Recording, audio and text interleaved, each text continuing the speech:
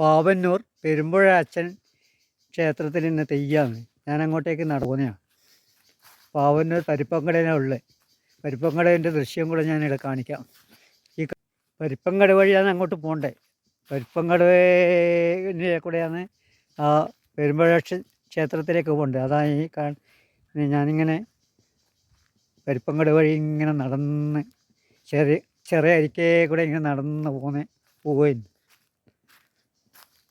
പോയിക്കൊണ്ടിരിക്കുകയാണ്. പക്ഷേ ഇന്നലെ ഉത്സവത്തിൻ്റെ തിരക്കിലായിരിക്കും അല്ലേ?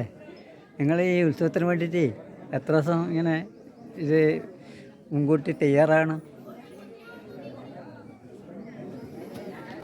നിങ്ങളെ ഇത് തറവാട്ട് ക്ഷേത്ര?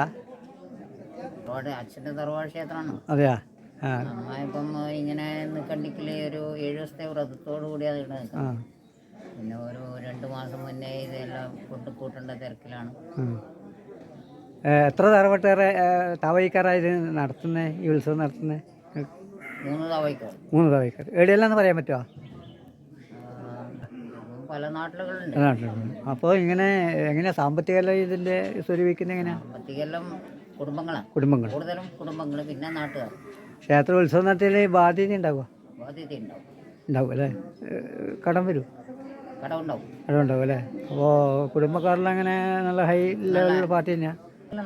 എത്ര തെയ്യാന്ന്? 2 തെയ്യാണ്.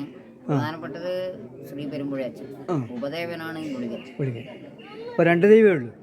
ലാവാരം തൊക്കൽ ചടങ്ങാണ് പ്രധാനം നടക്കാൻ പോകുന്നത്.